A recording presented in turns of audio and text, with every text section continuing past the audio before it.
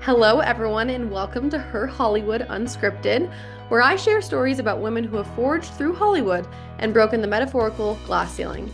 Their stories are here to inspire other young women about the do's and don'ts of femininity's intersection with Hollywood. So today I have a lovely guest with me and arguably one of my favorites, although I am biased. It's my lovely mother, Cindy Stanfill, who I've always aspired to be. She's worked for studios like Warner Brothers, Universal Television, Sony Pictures, and David E. Kelly Productions. And in her prime was a production coordinator, so she's the real deal. So, Mother, Oh, welcome to the podcast. thank you. And thank you for that lovely introduction. So I know that normally it's a conflict of interest to interview a family member for a journalistic project, but I think that my mom is a perfect subject for this because, firstly, she's what inspired the project and the first lens that I viewed this industry through, but also she left the business about 18 years ago, which gives us an excellent baseline to start with. So I can then talk to women who are currently in the business to better examine the evolution of the maternal wall, glass ceiling, pink collar ghetto, and more over time. I also want to preface that I'm going to conclude with her interviewing me for a full circle storytelling experience about all the connections that I drew at the end of this. So I'm really excited for this interview. Thank you. I'm excited too. And I'm honored that you asked me to be on your podcast. So let's just get started. Did you always know you wanted to go into entertainment? Well, okay, so back in high school, I was actually taking a commercial acting class, trying to be a commercial actress. I quickly came to the conclusion that I did not want to be an actor. But I was totally intrigued by the business. So in college, a family friend who actually worked in the business needed a production assistant for a movie, and it was a summer job, so I was able to do it. And I loved it. I was hooked. And at that point, I knew that I wanted to pursue the entertainment business after college. And was it hard getting your foot in the door? And what does it look like for a female getting into the industry? Does that look any different than a male? Well, for me personally, it wasn't super hard getting my foot in the door, only because I had a contact. I would say in general, it's very hard to get your foot in the entertainment door. Luckily, I had this family friend that was able to help me get the interview. And I do think as far as how the industry looks, female versus male getting into the industry, I think it is different for men and women. I think that women sometimes find themselves steered towards female-friendly roles like casting directors, costume designers, like hair and makeup, instead of more technical or leadership roles like producing and directing. And I think that women definitely need to be persistent when trying to break into like these male-dominated areas. Yeah, that's a lot of what my research was showing too. So just to give anyone who's listening some context, because people might not be familiar with the role of a production coordinator, can you explain what you did? Sure.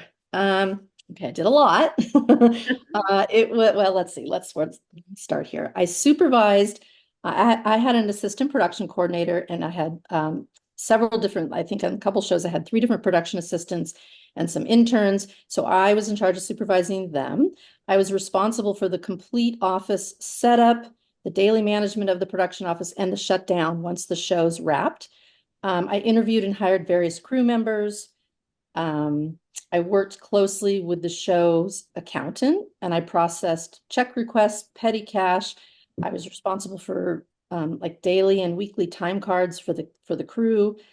I prepared all the start paperwork for the crew members. I did deal memos, W-4s, I-9s.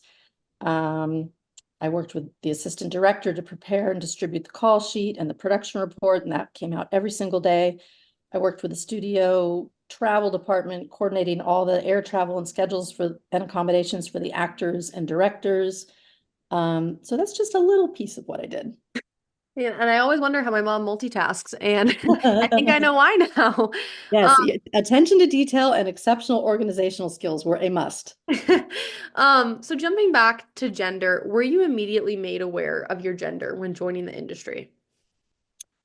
Um, you know, I think I was. For instance, I remember being on an interview and they asked me how I plan to balance long hours with my personal life.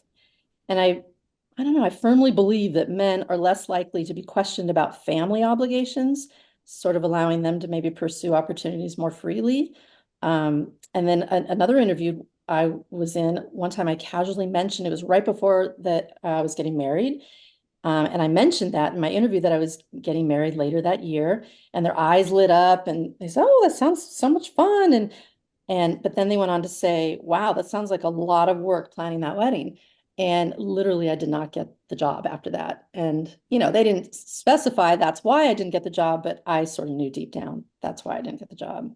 Wow, that's crazy that even in the interview process, you felt like that Yes. was apparent. And then Yes. once you were actually in the industry, were there instances in which you felt like being a woman held you back? Um, yeah, I mean, I do feel like there were a lot of instances. Let's see, here's another example. We were on a show that had been canceled. And so as a production coordinator, my immediate boss above me is a unit production manager. So he sort of is who I would report to. And we were sitting around the office, the show had been canceled, and we were sort of freaking out, thinking, oh, because you're constantly hustling for your next job, hustling for the next show. So of course you didn't want your show to be canceled. So it was, and we were worried. And our boss said to myself and my assistant production coordinator, his name was Johnny, and he was a guy. So he said to us, "Don't worry, you guys are going to be just fine. Johnny, you're going to go out and you're going to be running a studio someday. And Cindy, you're going to get married and have babies. You guys will be fine." Oh my God. So right away, I was just baffled that he said that. And I thought, that I just felt like all of a sudden I was like taken out of the running for the next gig, for the next job. Wow. Yeah. That's crazy. That's really interesting too, because a lot of my research talked about the maternal wall and how women are just disadvantaged because of stereotypes. And had you ever have you ever expressed to him that you wanted children and that was your next steps? Or did he just make that assumption? I don't know. I really feel like that because that was really young in my career and I wasn't talking about babies, so Yeah. um and I don't know, I sort of think that was an assumption on his part. That's just, the natural step for females. You'll be fine. You're going to get married. You'll have a husband that'll take care of you and you'll have babies. Yeah. But whereas my assistant, who was a man, he was going to go on and kill it in the industry and run a studio. So, That's yeah. really frustrating. Yeah, it was really frustrating. Yeah. Did other men in the industry ever look out for you or take you under their wing? Um, yeah, I think so. I remember working on a show one time so I was a production coordinator, but I had an opportunity to be the post-production coordinator as well on this one show. And it was, I noticed, especially in post-production, that I was the only woman in the room. And it was really challenging, really frustrating, really intimidating, mostly because, we'd be like an edit bay and they're editing the show. And it felt like a boys' club. They were talking football, they were throwing the football around, they were talking about, continuing the conversation at golf tomorrow. And I wasn't invited to golf tomorrow. But I did have there was an actor, Mark Harmon. He was not only acting in the show, but he was also serving as a producer on the show. So he was in on all of the post-production process, and he was great. I mean, he took me aside, and he could read the room, he could see how I was feeling, and he took me aside and said, "First of all, Cindy, I just really want to apologize." I mean, he literally apologized to me. That's so nice. And yeah, he was great. And he apologized and said, I'm sorry it's such a boys' club. And I'm sorry that, it seems like it's uncomfortable for you sometimes." And he goes, and he said, "Reach out to me anytime." He goes, "I'm here for you. If you have questions about the post-production process, if just want to pick my brain, I know the room's intimidating, but I am here for you." And I really, really appreciated that. That's really sweet. Would you say that that was the norm for the industry? Mm, no, I wouldn't say it was the norm. Yeah. I, I think I got lucky that, I did work with some really nice people. Um, I would like to think it was the norm, but I want to say no Yeah. on that. Well, it's interesting that because they say that the Wall Street Journal describes the glass ceiling as being super subtle, and it's usually established through interactions and stereotypes and sometimes even conscious and unconscious bias. And it sounds like that was your experience when it was just little things like talking about things, inside jokes, or things that a female wouldn't understand in the office. Like that's really hard work culture to be around. Absolutely. Like, Yes, definitely. did how did your work dynamic change once you had a child? Because my research did contain a lot of conversations surrounding the maternal wall and how women are immediately disadvantaged in Hollywood just on the basis of having many like other priorities other than work. And how did you see this play out in your work? Well, so after having my first child, which was you, It was me. yes, I did continue to work. I took a little time off, but then I went back to my job. I continued to work really long days. And, it sort of worked for us because I had a daycare at my studio, and I was able to literally bring you to work. And you were in the first floor, I was in the third floor, so I got to see you throughout the day. So that was really helpful. But then they closed the daycare. Why did they close the daycare? Well, that was interesting. The person that was in charge of the daycare, he had no children. He was a workaholic, and he didn't see the how it was profitable to have the daycare there any longer. So Wow. he said, this is not profitable for us, so we need to close it. Um, which was unfortunate because, it's a lot of people really benefited from it, and it was a That's great very perk. difficult for, I Yeah, it think, was a great perk. others. It was literally one of the reasons why I took that job, is because I knew that I would have that available to me, to help balance my work and family life, because I got to have you there, during the day. Um, so yeah, so I continued working, long hours, but then when I had my second child, I was just never going to see my kids. So that was when, I had to really think about my priorities and where Reevaluate. yeah, reevaluate for sure. And how did you balance having a child working the hours you did? First of all, let me ask you, how long was your typical day? How many hours did you work? Like normal people work a 9 to 5. How many hours do you work? 9 to 5 would have been beautiful. No, I never saw a 9 to 5 day ever in my career working in television. Even when I was 9 months pregnant, I did not, I worked, it depends. When I was working on a pilot, I would be as a production coordinator, I had to be the first person there and the last person out. So, um, maybe 6 a.m. and then whenever the show wrapped, sometimes it'd be midnight, sometimes, Gosh. it was just like 12 to 16-hour days. Um, and then when you're working on a regular show, I worked on 1 hour dramas, and not a pilot. Once the show was launched, the days did get a little shorter, but it was never shorter than a 12-hour day. Wow. Yeah. That's pretty crazy. And how do you feel like work-family conflict was exaggerated by the environment you were in? Well, I mean, like I said, when I worked at David E. Kelly, I had a boss that was, he was a workaholic. He didn't have a family life. He didn't have kids at home. So he could just come in at 2 in the afternoon and leave at, midnight, and that was fine. Mm. So, but for me, uh, I was fortunate that I had a husband that could, he helped. He had a job where he got off at 6, so he could come pick you up at the daycare at 6 while I was still going to be at work until at least 9. And he'd bring you up and we'd say hi to you, and then he would take you home.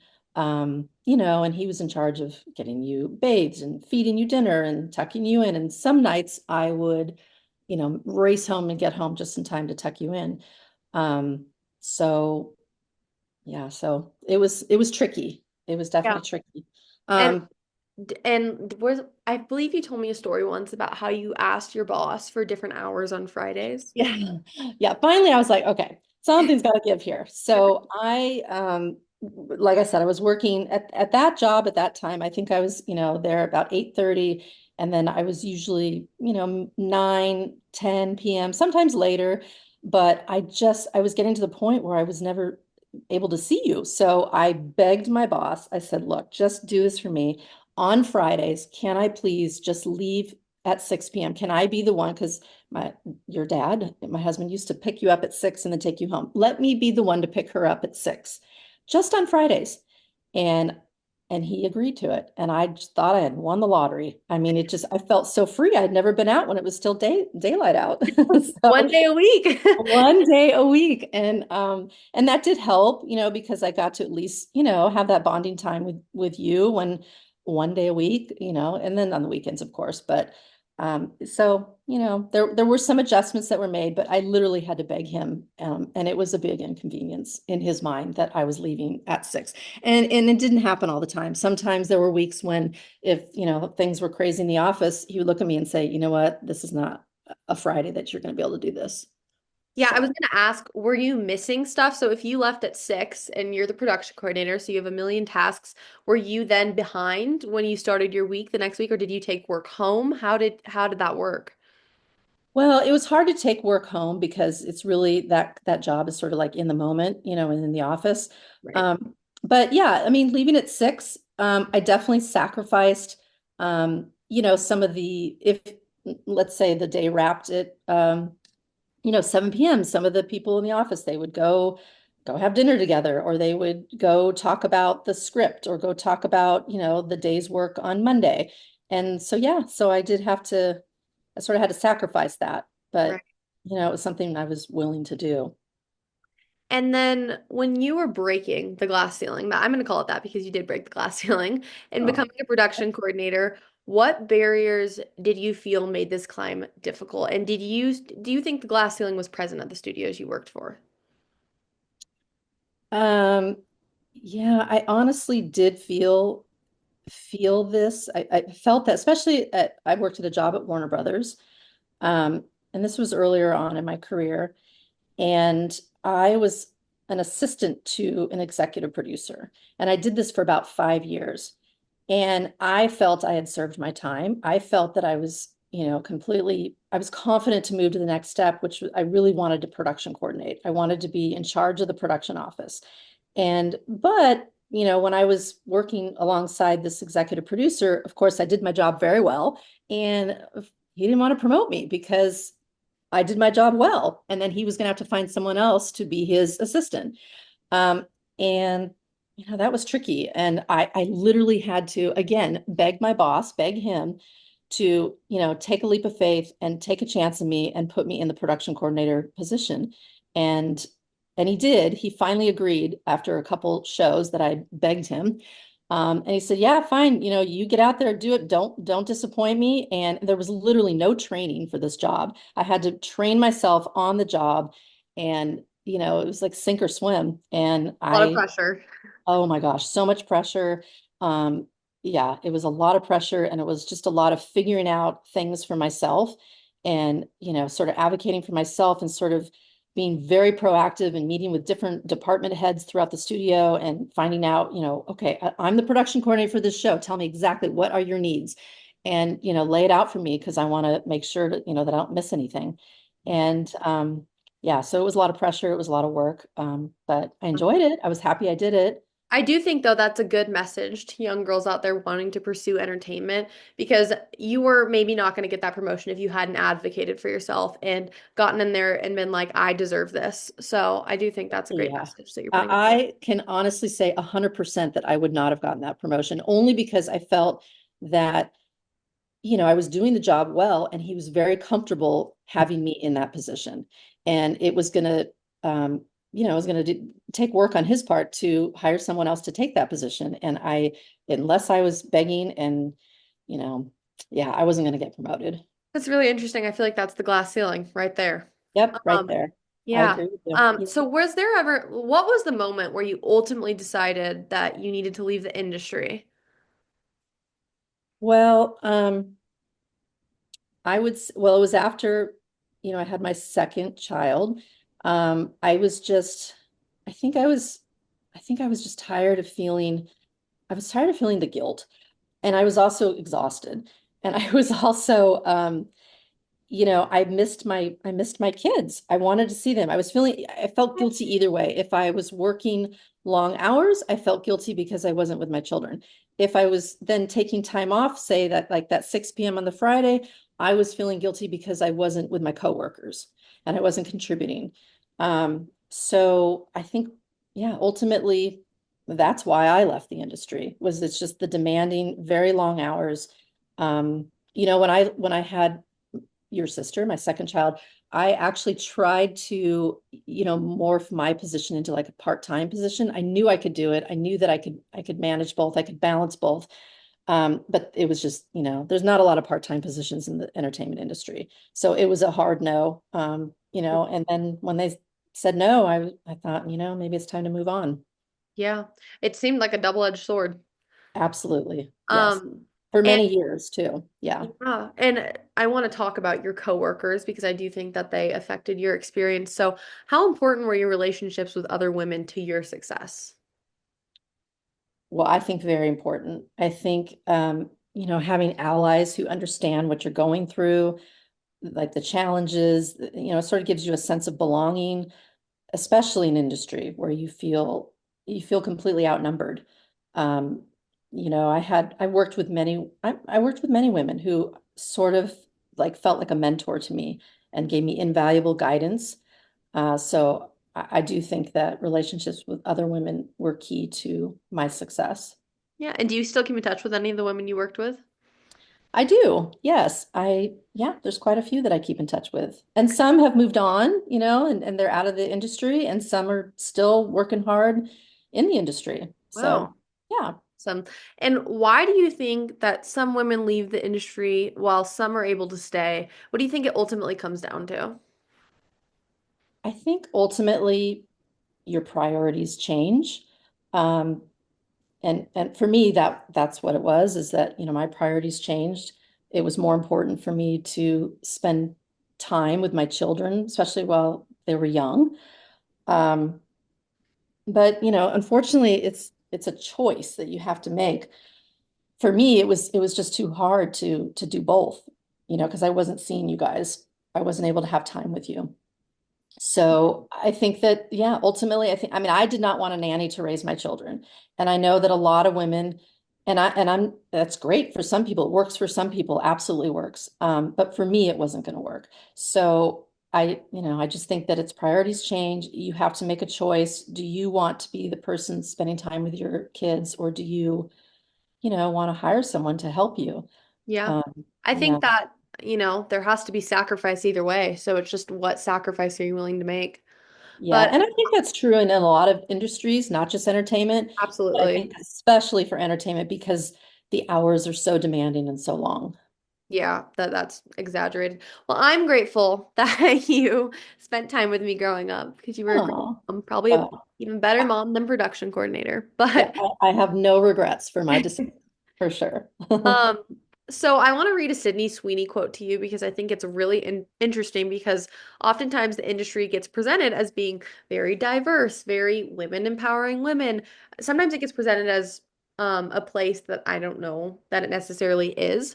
And so her quote says, "This entire industry, all people say is women empowering other women. None of it's happening. All of it's fake and a front for other stuff that they say behind everyone's back." Do you feel like this is true? Well, hmm. Um, I would say that I would say it's maybe 50% true.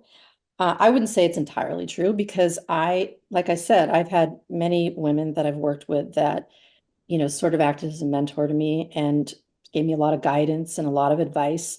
And to me, guidance and advice is empowering. So I have worked with women, like that. But I sort of agree with part of it because I have worked with women that I felt like were trying to tear me down. Um, if I have a great example that comes to my mind, I was in a production meeting and when we were in the production meetings, you would go around the table, all the production coordinators would sit, and we'd sit with head of production. And the head of production at the time was a woman. And you would basically read your needs for the different departments of what we needed for the show to shoot for the next day.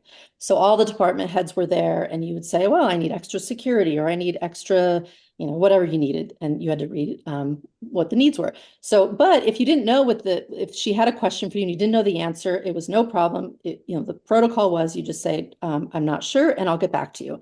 You go back to your office, you figure it out, and you get back to her. But one particular meeting, I had this head of production, and she was asking me some questions, and I wasn't sure what the answer, I had to do some research. So I said, I'm not sure, I'll get back to you. And she says, no, no, no, no. Actually, open your script, Cindy. Open your script and look at your production call sheet and figure it out. What is it that, I think if you read through, you can figure it out. And she was so like Gosh. belittling. It was so embarrassing. She was very belittling. And I was just mortified. And yeah. So, and then the next person next to me, the next production coordinator to give his needs, he was a guy, and he also had a couple things that he wasn't sure on. So he said the standard answer, I'm not sure, I'll get back to you. And she let it slide. She said, okay, great, thank you. So, that Wow. was a particular time when I was like, wow, really? This is a room full of people where you're just going to, a woman to woman, you're going to tear me down. And yeah, she had no problems with it. That's horrible. Did you guys have any correspondence after, or did that ever come up? Did you interact with her much after that? I did. I had to continue interacting with her because we every day at 10 a.m. we had this production meeting where we had to tell the different departments what our needs were, and she ran it every day. And some days she was okay. Some days she was, well, I thought she liked me. Some days, I had no idea what she had. And no, I never approached her to say, "Hey, lady, what's going on?" Yeah. Because I didn't want to create problems, and I just wanted to keep it status quo and just Yeah. do my job and hopefully do my job well. And whatever problems she had, I just, I had to rise above. But I do feel like that is something that we're taught as women. Like if you're disrespected like that, you just keep quiet and you move on and you keep chugging on. But I feel like sometimes men are more confrontational, especially if it was a woman I mean, I'm Yes. making assumptions, but especially if it was a woman confronting a man. I don't that's very interesting how that all played out. Yeah, absolutely. And Absolutely. it's And I think disheartening also, too. I'm sorry.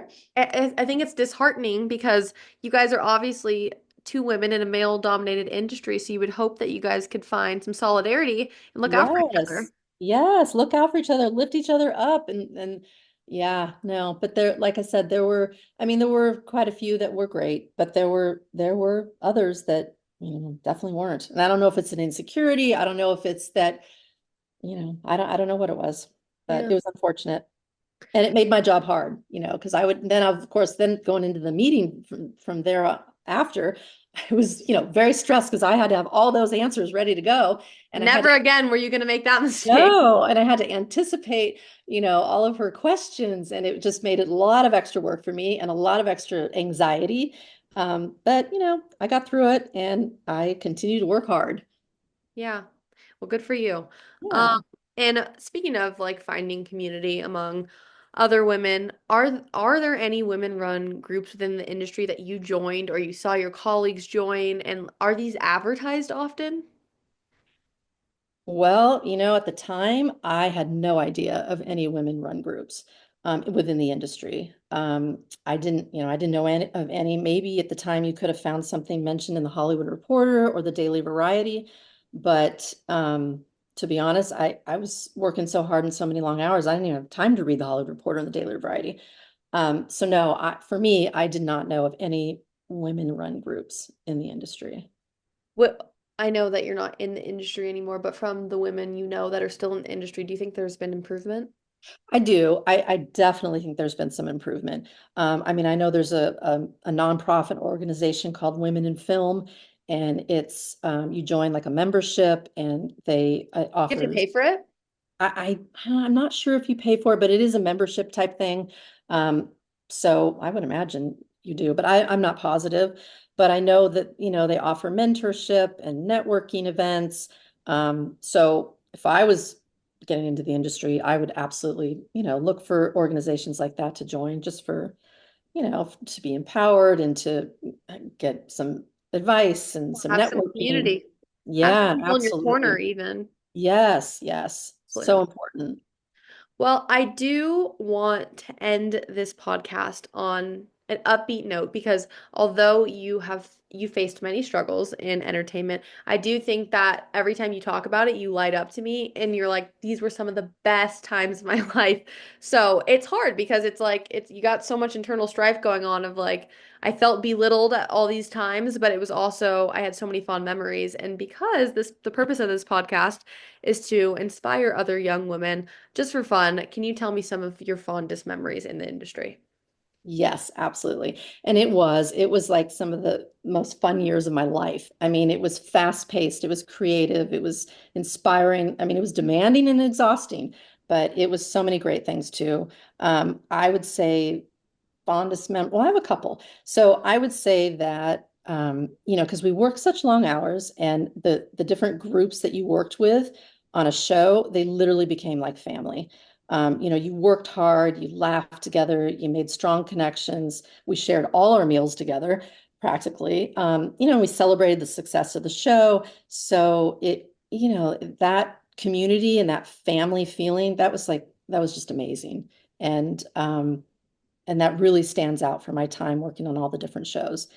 So when the shows were canceled, eventually it was sad because it was like, oh, wait, you guys are like family to me. So, and then hopefully you went on and worked on other shows with them, or with, some of them, but it was cool. It was very, very family-like. I have another really cool story. When I first started working at David E. Kelly, it was one of my first days working, and I was in the production office, but they invited me to eat with the cast and crew on set. So I was totally nervous. So I went down on set, and they sat me directly across from Betty White. This was on Oh, a show called Boston Legal. And I was so nervous because I'm like, okay, there's Betty White. And she was such a sweet lady. And, of course, she's so talented and funny. And but we ended up chatting about our love for animals. I mean, it was like literally a memory that a day I'll never forget. Just the sweetest lady. And she made me feel totally at ease, and I had nothing to worry about, being new on the show. She's like, don't worry, we're all family here. And yeah, that's it an example was of a good female mentor. Oh, absolutely. Absolutely, for Oh, sure. that's really sweet. And Yeah. then if you could give one message or piece of advice to young women joining the industry, what would it be? I would say, advocate for yourself, and advocate for yourself confidently, and don't ever apologize for it. Know your worth and speak up about your ideas, and surround yourself with supportive allies and, mentors and peers and professional groups. Don't be afraid. Don't be afraid to take up space in the room, and don't be afraid to take up space in conversation. I think that's so important. I think that's Um, huge. And I think that one thing, I'm going to share a story on your behalf, but one thing that my mom always taught me growing up, which I think you learned from your entertainment days, was she was new to a job and one of her female colleagues told her every time you go speak with the boss, just get him what he needs, don't make eye contact, just do your job and put your head down. And so my mom was like, well, I don't know if that's the best piece of advice. And so she marched into the office and she went up to the boss and asked him how his weekend was. And he was so taken aback that she had even asked about him and that she cared and they had a conversation and they connected. And I think that's just such good advice for young girls going into any industry that you can take up space, make connections with people because at the end of the day, we all crave human connection. And so yes, um absolutely. And I I love that you remembered that story. I think I always remember it. It's good to make connections with people. It's good to introduce yourself to people. It goes so far. And Absolutely. Absolutely. And you don't know how the person on the other side is feeling. Just because they're your boss doesn't mean that they don't have, feelings and want to have the connections. And yeah, I think absolutely advocate for yourself, make connections, and you do it all respectfully, and I think it's going to take you places. That's for sure. I agree. Well, Take you thank you far. so much for being on my podcast. I thought that this conversation was super insightful.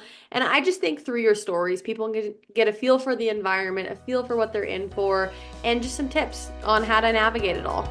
Oh, absolutely. Well, thank you so much for having me. I love talking about it and sharing my stories with you. And yeah, I hope I can inspire someone.